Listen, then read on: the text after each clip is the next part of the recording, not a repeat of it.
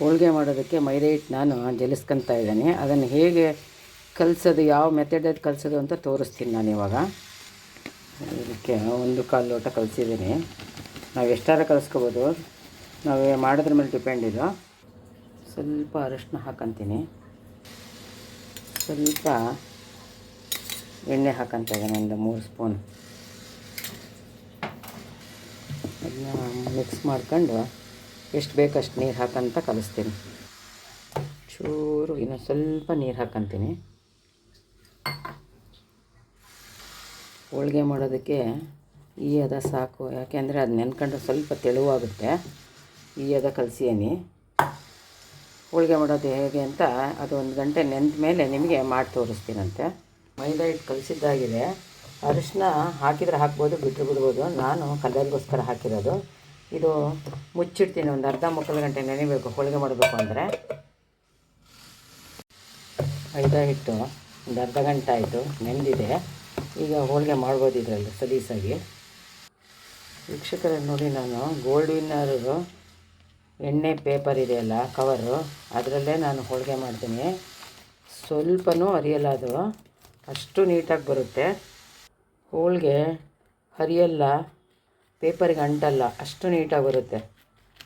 ಹೋಳಿಗೆ paper ಅದರಲ್ಲೂ ಮಾಡ್ತೀನಿ ನಾನು, ಇದರಲ್ಲಿ ಅಷ್ಟು ನೀಟಾಗಿ ಬರುತ್ತೆ. ನೋಡಿ, ಈ ಪೇಪರಲ್ಲಿ ಈ ಥರ ಹಾಕ್ಕೊಂಡು ಮಾಡ್ತೀನಿ ನಾನು, ಒಂದ್ರ ಮೇಲೊಂದು. ಎಷ್ಟು ನೀಟಾಗಿ ಬರುತ್ತೆ ಅಂದರೆ ಹೋಳಿಗೆ ಮಾಡೋದು ಇದರಲ್ಲಿ ಮಾಡಿ ತೋರಿಸ್ತೀನಿ ನೋಡಿ.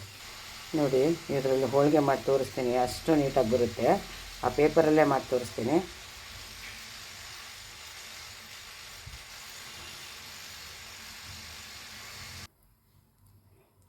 ನೋಡಿ ವೀಕ್ಷಕರೇ, ಹೋಳಿಗೆ ಮಾಡ್ತೀನಿ. ಒಂದೇ ಹದ ನೆಂದಿದೆ ನೋಡಿ. ನಾನು ಕೈಯಲ್ಲೇ ಈ ಥರ ತುಂಬ್ತೀನಿ, ಕೆಳಗಡೆ ಇಡಲ್ಲ, ಏನಿಲ್ಲ. ಇದೇ ಥರನೇ ಬರುತ್ತೆ ಅಂದು ಹೋಳಿಗೆ. ನೋಡಿ ಎಷ್ಟು ನೀಟಾಗಿ ಇದು ಮಾಡ್ಬೋದು.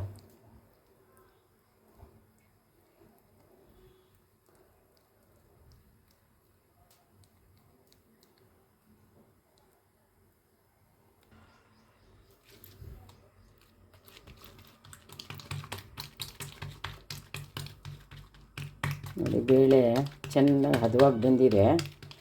ಅದು ಹಿಟ್ಟು ಕಲಸಿರೋದು ಅದು ಸಹ ತುಂಬಾ ಹೊಂದಿಕೆ ಆಗಿದೆ.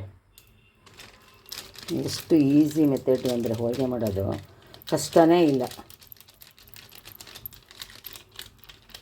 ನೋಡಿ ಎಷ್ಟು ಚೆನ್ನಾಗಿ ಬರ್ತಾಯಿದೆ.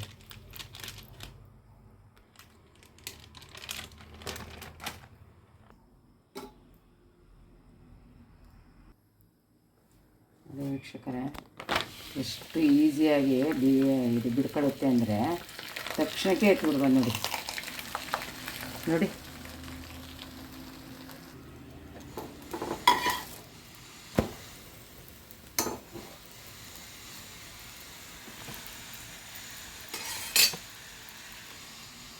ನೋಡಿ ವೀಕ್ಷಕರೇ, ನೋಡಿ ವೀಕ್ಷಕರೇ, ಎಷ್ಟು ಚೆನ್ನಾಗಿ ಬಂತು.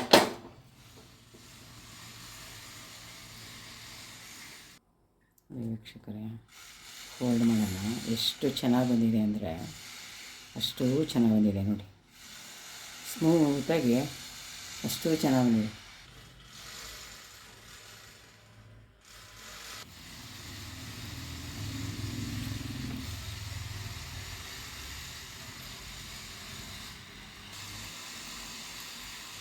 ವೀಕ್ಷಕರೇ ನೋಡಿ, ಎಷ್ಟು ಬಂದಿದೆ ಹೋಳಿಗೆ, ಕಲರ್ಫುಲ್ಲಾಗಿ ಕಾಣ್ತಾ ಇದೆ. ನೋಡಿ, ಹೋಳಿಗೆ ಮಾಡೋದು ಎಷ್ಟು ಈಸಿ, ಕಷ್ಟನೇ ಇಲ್ಲ.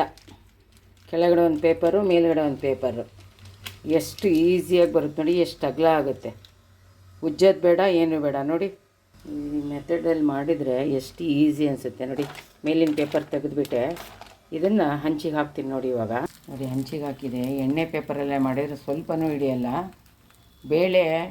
ಬರೀ ಬೇಳೆ ಹಾಕಿದರೆ ಹೋಳಿಗೆ ತುಂಬ ಸ್ಮೂತಾಗಿ ಬರ್ತವೆ.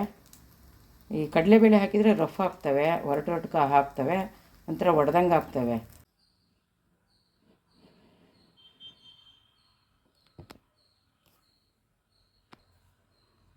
ನೋಡಿ ಎಷ್ಟು ಕಲರ್ಫುಲ್ಲಾಗಿದೆ ಹೋಳಿಗೆ, ಅಷ್ಟೇ ಚೆನ್ನಾಗಿ ಬಂದಿದೆ, ಸ್ಮೂತಾಗಿ ಬಂದಿದೆ. ನೀವು ಒಂದ್ಸರಿ ಟ್ರೈ ಮಾಡಿ ವೀಕ್ಷಕರೇ. ಸಬ್ಸ್ಕ್ರೈಬ್ ಆಗದೇ ಇದ್ದರೆ ಸಬ್ಸ್ಕ್ರೈಬ್ ಆಗಿ, ಲೈಕ್ ಮಾಡಿ, ಶೇರ್ ಮಾಡಿ. ನೆಕ್ಸ್ಟ್ ವಿಡಿಯೋದಲ್ಲಿ ಸಿಕ್ಕೋಣ. Thank you. Bye bye.